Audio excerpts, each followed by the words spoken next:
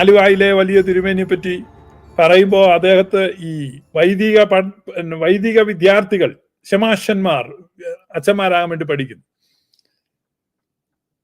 ഒരിക്കല് തൃക്കുന്നത്ത് സെമിനാരിയിൽ വെച്ച് ആലുവായ വലിയ തിരുമേനിയോട് ചോദിച്ച് ഈ മുടക്കെന്നൊക്കെ പറഞ്ഞാൽ നിലനിൽക്കുന്ന കാര്യമല്ലാണ്, അതൊക്കെ ഒരു യാഥാർത്ഥ്യമല്ലോ, തമാശയല്ലേ? മുടക്ക് അങ്ങനെ വല്ലതും ഉണ്ടോ? ആലുവായ വലിയ തിരുമേനിക്ക് വ്യസനമായി. അദ്ദേഹം ചോദിച്ച ശമാശനോട് പറഞ്ഞു, നീ പോയി ഒരു അമീറ എടുത്തുകൊണ്ട് വരാൻ പറഞ്ഞു. കുർബാനയ്ക്ക് ഉപയോഗിക്കുന്ന അപ്പമാണ്. അതെടുത്തോണ്ട് വന്നു. ആലുവായ വലിയ തിരുമേനി സ്ലീവ വെച്ച് ഈ അമീറയെ ശപിച്ചു മുടക്കി. എന്നിട്ട് പറഞ്ഞു, നീ ഇനി അമീറ പൊട്ടിച്ചു നോക്കാൻ പറഞ്ഞു.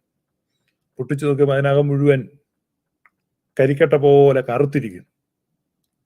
കൂടിയിരുന്ന ശമാശന്മാരെല്ലാം ഭയചകിതരായി. തിരുമേനിയുടെ മുഖത്ത് നോക്കാൻ പോലും അവർക്ക് പേടിയായി. തിരുമേനി പറഞ്ഞു അവിടെ വെക്കാൻ പറഞ്ഞു. വീണ്ടും തിരുമേനി സ്ലീവ എടുത്തു വെച്ച്, ഈ അപ്പത്തിന്റെ ശാപത്തെ ഞാൻ നീക്കുന്നു, എന്നിൽ നിക്ഷിപ്തമായ അധികാരത്താൽ നീക്കുന്നു എന്ന് പറഞ്ഞു. അങ്ങനെ ആ ശാപത്തെ നീക്കിയിട്ട് പറഞ്ഞു, ഇത് ഭദ്രമായി അവിടെ കൊണ്ട് വെക്കാൻ പറഞ്ഞു. നാളെ രാവിലെ നോക്കിക്കോളാൻ പറഞ്ഞു. പിറ്റേ ദിവസം ചമാശന്മാരെല്ലാം വന്ന് അപ്പം നോക്കുമ്പം അത് പൂർവ്വസ്ഥിതിയെ പ്രാപിച്ചിരിക്കുന്നു. വലിയൊരു കാഴ്ചപ്പാട് അന്നുണ്ടായിരുന്ന അച്ഛന്മാർക്കും ശമാശന്മാർക്കും നൽകി. എന്ന് പറഞ്ഞാൽ കെട്ടുവാനും അഴിക്കുവാനുമുള്ള അധികാരം ഈശോ മിശിഹ പത്രോസ് ശ്ലീഹായിക്ക് നൽകിയിരിക്കുന്നു. നീ ഭൂമിയിൽ കെട്ടുന്നൊക്കെയും സ്വർഗത്തിൽ കെട്ടപ്പെട്ടിരിക്കും, നീ ഭൂമിയിൽ അഴിക്കുന്നൊക്കെയും സ്വർഗത്തിൽ അഴിയപ്പെട്ടിരിക്കും. പിന്നീട് ഒരിക്കലെ ആലുവായിലെ വലിയ തിരുമേനി ഒരച്ഛനെ ശുശ്രൂഷകളിൽ നിന്ന് മാറ്റി നിർത്തി. നീ ഇനി ശുശ്രൂഷകളിൽ പങ്കെടുക്കരുത്, വിലക്കി. ആ അച്ഛൻ അക്ഷരപ്രതി അനുസരിച്ചു. ഒരു കുർബാന ചൊല്ലുവാൻ, ഒരു കൂദാശ നടത്തുവാനൊന്നും അദ്ദേഹം തുനിഞ്ഞില്ല.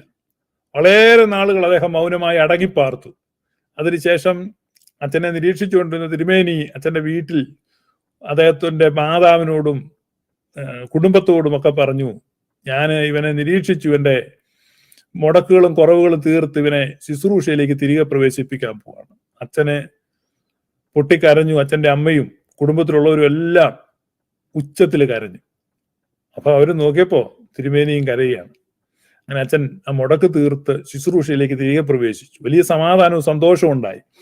അപ്പൊ ഇതിന് ദൃക്സാക്ഷിയായിട്ട് അന്ന് 5 വയസ്സോ 6 വയസ്സോ പ്രായത്തിൽ ഡോക്ടർ ഡി ബാബു പോൾ സാക്ഷ്യം വഹിച്ചു എന്നാണ് അദ്ദേഹം പറയുന്നത്. അദ്ദേഹത്തിന്റെ ഒരു ലേഖനത്തില് ഇങ്ങനെ രേഖപ്പെടുത്തിയിട്ടുണ്ട്.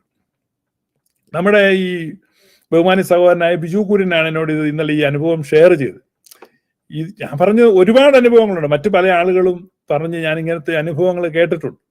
എന്ന് പറഞ്ഞാൽ ശ്ലൈഹിക സിംഹാസനത്തോട് യോജിച്ച് നിൽക്കുക.